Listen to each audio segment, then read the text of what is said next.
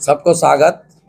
घाटशिला का साथ पश्चिम बंगाल का रिलेशन बहुत तगड़ा है, बहुत मजबूत है, बहुत दिन का है। हमारी पश्चिम बंगाल का जो बॉर्डर है झाड़ग्राम, वहाँ से आपका दूरी 1-1.5 घंटा का है। सबको साथ रिलेशन भी अच्छा है। सब पत्रकार बंधु को मैं जितना भी प्रिंट मीडिया, इलेक्ट्रॉनिक्स मीडिया, एक ही बात यहाँ मैं भाषण में भी बताया। मेरा 30 मिनट का भाषण में मैं कुछ हिंदी में कुछ बांग्ला में बताया। यहाँ बांग्ला भाषा भाषी की आदमी भी बहुत बड़ा संख्या में रहता है। पार्टी की ओर से खास करके मुझे और मोहन माझी जी को बुलाया था, हमारी जो बंगाली समाज का साथ संपर्क करने के लिए। मैं यहाँ आकर 3 बजे से मैं हूँ। मंच पर मैं 4:30 बजे आया। मैं सब बंगाली समाज का आदमी का साथ वहाँ मंदिर में भी और हमारी जो गौरी कुंज है वहाँ भी मुलाकात किया, बातचीत किया। ये लोग सब लोग मोदी जी का साथ है।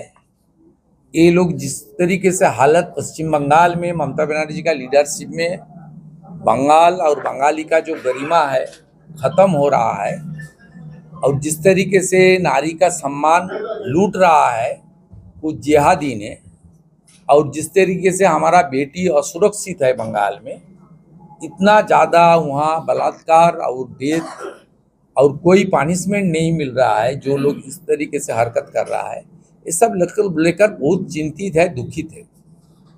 वो लोग ने यहाँ झारखंड में भी जो मूलभूत सुविधा है, जो हेल्थ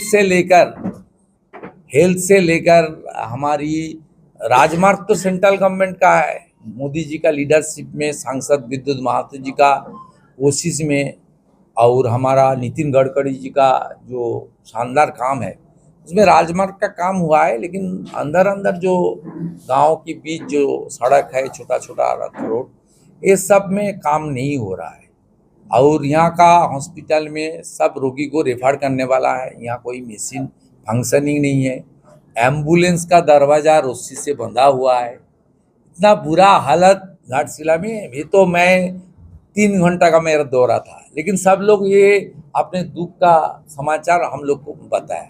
बेरोजगारी इतना चरम में है। आप कोई middle class, lower middle class people जो लो पेड जो सोर्स इनकम है, वो लोग हायर क्लास में, कॉलेज में, यूनिवर्सिटी में लड़का लड़की को भेजने के लिए तैयार नहीं है।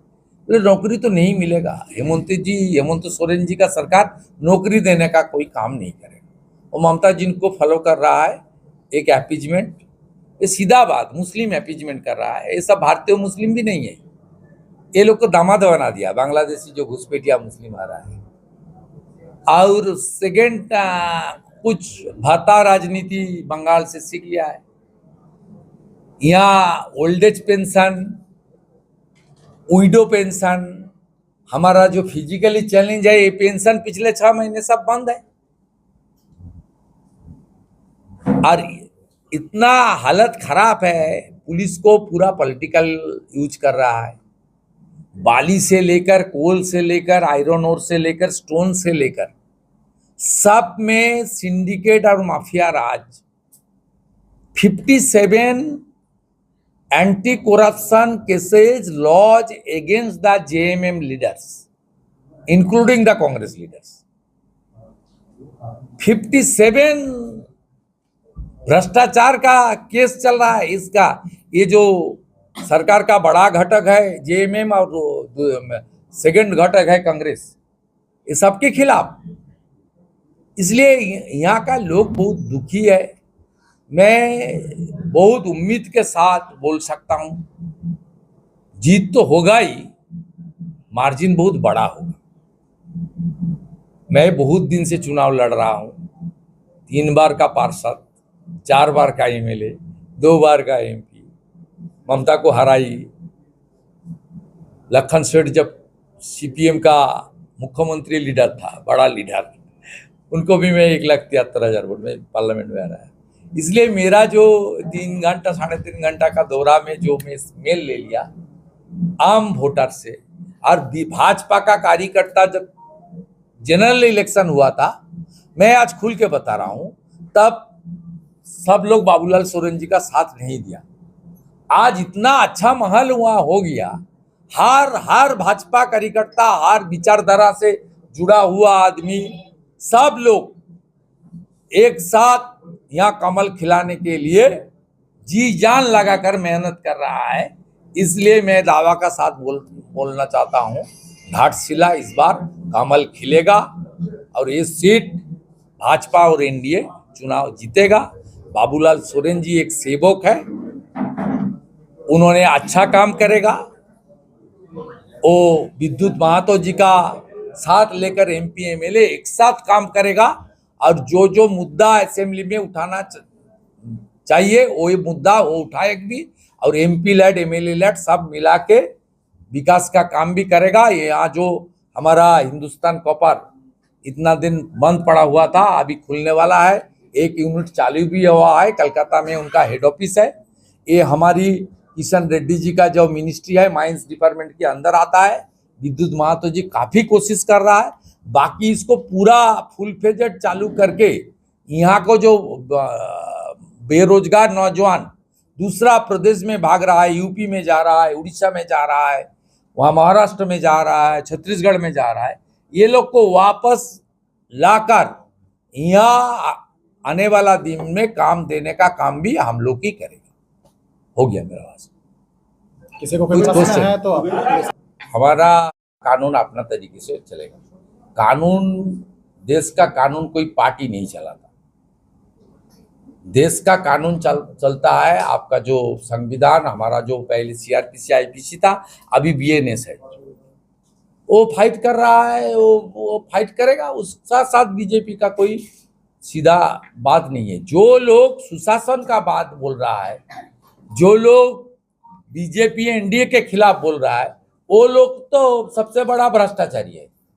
उनका जो कांग्रेस का आलमगीर आलम जी, उनका घर से, उनका पीए का घर से कितना रुपया बरामद हुआ। कांग्रेस का राज्यसभा मेंबर, उनका घर से सबसे स्वतंत्रता का बाद इनकम टैक्स का रेट में 300 करोड़ रुपया बरामद हुआ। ये लोग, वो लोग का जो टिप्पणी उसका खिलाफ मैं बता रहा हूं। जो सुशासन और सच प्रशासन देने का दावा करने वाला, वही खुद भ्रष्टाचार के आरोप से पूरा उनका 57 केसेस है। इंडी गठबंधन का, जेएमएम, कांग्रेस सबको मिला है। एक सवाल और आपने उठाया है कि पश्चिम बंगाल और झारखंड की सरकार जो है वो वंशवाद परिवारवाद को चलाएगी। अब आपके कैंडिडेट भी वर्तमान में जो घाटला है वो भी कहीं न कहीं राजनीतिक परिवारवाद, वो पॉलिटिकल वर्कर है, वो पॉलिटिकल वर्कर है।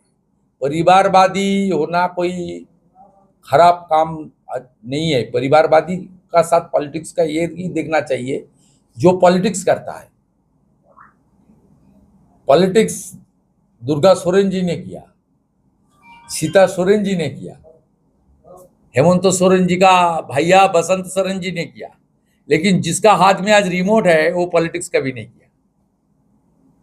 समझदार का तो इशारा है। क्या एसआईआर शुरू हो गया है, क्या लग रहा है बंगाल में क्या स्थिति है? एसआईआर बंगाल में शुरू हो गया है, उसमें कुछ लग रहा है? आप मिला लेना, बिहार में जैसे 100% एसआईआर हुआ है, वहां सरकार कॉन्स्टिट्यूशनल बॉडी इलेक्शन कमीशन को पूरा साथ दिया। बंगाल में साथ नहीं दे रहा है, ये लोग तुष्टिकरण भी कर रहा है और खास करके एक समुदाय को भड़काने का काम कर रहा है। बता रहा है वो एसआईआर नहीं है, एनआरसी है। ये पूरा झूठा बात है। लेकिन आपने ये मान के चलिए 1 करोड़ के आसपास death voter, fake voter, double triple entry voter और बांग्लादेशी मुसलमान घुसपैठिया रोहिंगा, इनका नाम ममता बनर्जी किसी भी हालत में बचाने नहीं सकता। डिलीट होगा ही होगा। सर एक सवाल और है, लेकिन राहुल गांधी ये कह रहे हैं कि इसके बहाने आप लोग आइडेंटिफाई करते, टाइटल देखते कि ये वोटर किसका है। राहुल गांधी बिहार में तेजस्वी यादव जी को लेकर बहुत बड़ा रोड शो किया, बहुत दिन तक रोड शो किया। उन्होंने फिर एसआईआर को स्वीकार कर लिया, फाइनल वोटर लिस्ट को एक्सेप्ट कर लिया और चुनाव प्रचार में आपने गठबंधन का साथ पूरा उतार किया है। और तेजस्वी जी को चीफ मिनिस्टर, मुकेश जी को उप मुख्यमंत्री लेकर चुनाव लड़ रहा है। एसआईआर का खिलाफ जो लोग बता रहा है, ममता बनर्जी एसआईआर का खिलाफ बता रहा है और बीएलओ सप्लाई कर दिया, बूथ लेवल ऑफिसर, तो स्टेट गवर्नमेंट का एम्प्लॉय है। आपने एआईटीसी से 28,000 BLA 2 दे दिया है।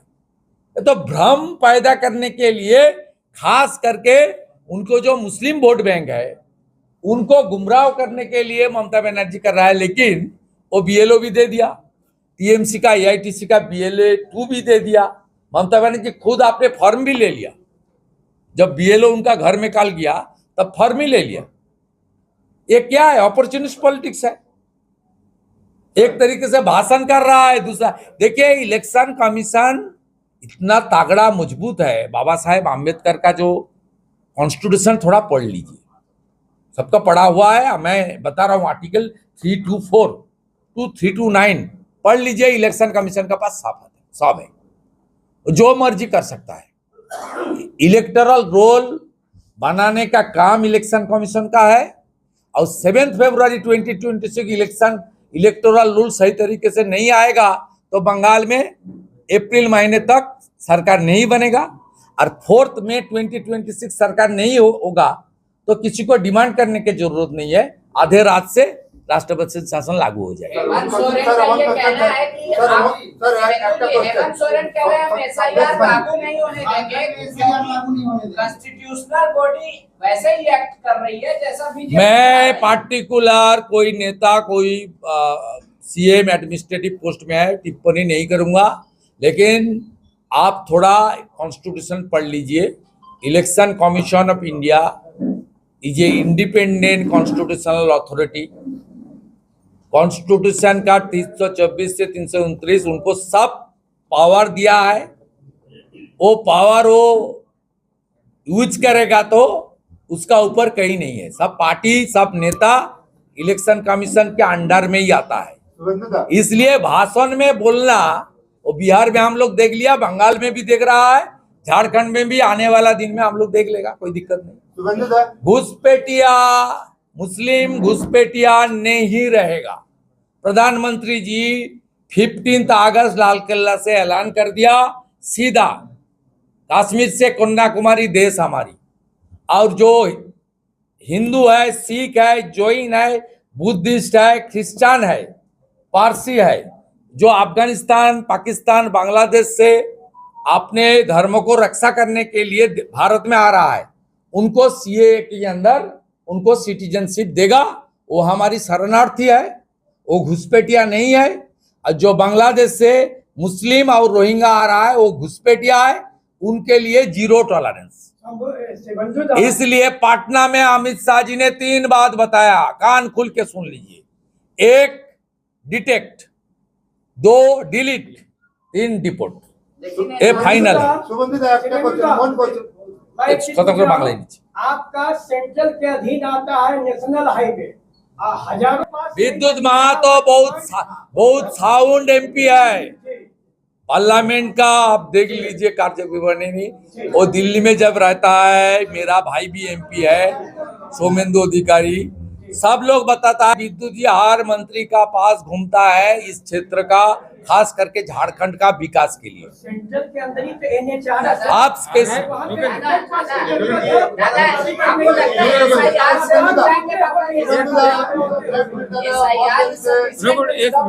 अच्छा बोलने दीजिए। जिनको आप चुनाव चल रहा है ना, विद्युत जी बोल रहे हैं, उसका सारा एस्टीमेट बन के जमा हो गया है। अब उसका टेंडर होने वाला है। इसका ये वाला आपका जो फुल डूंगरी वाला, आप सैंक्शन लेटर ले लेना भैया। 14 को नहीं बता सकते, 14 का छोड़ दीजिएगा तो नहीं होगा। जहाँ एक्सीडेंट होगा आप 14 को होगी, आप 25 को बोल देगा हिया हुआ अंडर पास करेगा। अरे भाई साहब सुन लीजिए, मेरा एक्सपीरियंस सुन लीजिए। मैं पार्टी छोड़ के बता रहा हूँ। मैं कोलाघाट में गाड़ी में उठा 12:40 में, आज 3:10 में मैं यहाँ पहुंच गया। इसको 175 किलोमीटर। पहले ये रोड में 6 घंटा लगता था। एक कमाल है विद्युत महातो का, नितिन गडकरी का, नरेंद्र मोदी का। 2.5 घंटा में मैं यहाँ 175 किलोमीटर आ गया। अच्छा, वन क्वेश्चन। मेरा जो एक्सपीरियंस मैं बता रहा हूँ, आप मेरा साथ चलिए, अभी तुम मैं आपका साथ ले जाऊंगा। मैं রাষ্ট্রপতি শাসন করে ক্ষমতায় আসতে চাই না। আমরা রাষ্ট্রপতি শাসন করে ক্ষমতায় আসতে চাই না। পিছনের দরজা দিয়ে বিজেপি আসবে না। বিজেপি মানুষের ভোট নিয়ে আসবে, কিন্তু পশ্চিমবঙ্গের সিচুয়েশন রাষ্ট্রপতি শাসনের মতো, এটা পাবলিক বলছে, সবাই বলছে। কিন্তু ওখানে ওই বিজেপি নট ডিমান্ডিং।